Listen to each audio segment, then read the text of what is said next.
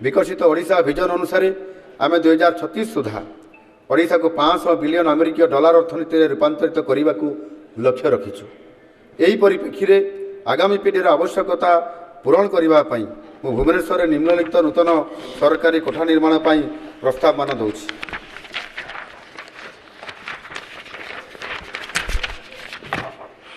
जन आश्रय भवन भुवनेश्वर ठारे अतिथि गृह निर्माण जहाँ विभिन्न कार्य राज्य राजधानी को जिला मानकर आसुवा लोक आवश्यकता पूरण करिब। नूतन राज्य विधानसभा सौध नूतन लोकसभा भवन विश्वमानर एक नूतन संग्रहालय एवं ओडिशा मंडप सम्मिलनी केन्द्र। माननीय बाचस्पति महोदया 2025-26 आर्थिक वर्ष में ओडिशा भारत में घरोई निवेश एक अग्रणी गंतव्यस्थली भाव उभा होइछि। याछड़ा ओडिशा देशर प्रस्तावित मोट घरोई विनियोगर प्राय 13.1% अंशीदार हेबा सह विनियोग आकर्षण दृष्टि द्वितीय सर्वोच्च राज्य हो पारिछि। यही सुफल प्रदर्शन जोगु ओडिशा निवेशक माननकु आकर्षित करि पारिछि, जहाँ विकसित ओडिशा 2036 पाई थिबा निवेश अनुकूल नीति एवं अर्थनैतिक गति को प्रतिफलित करे।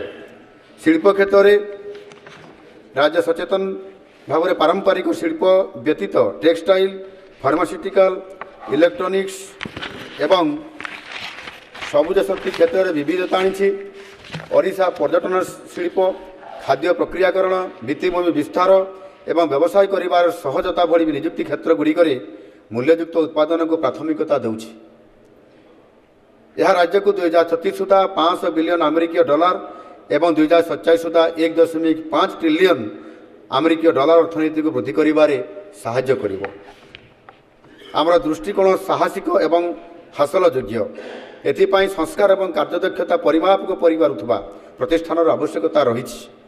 यशस्वी प्रधानमंत्री श्री नरेंद्र मोदी जी 20 जून 2025 रे आनुष्ठानिक भाव ओडिशा विजन 2036 एवं 2047 उन्मोचन करथिले। यही दस्तावेज आमको आगक जीवापाई सुगम पथ प्रस्तुत करिछि।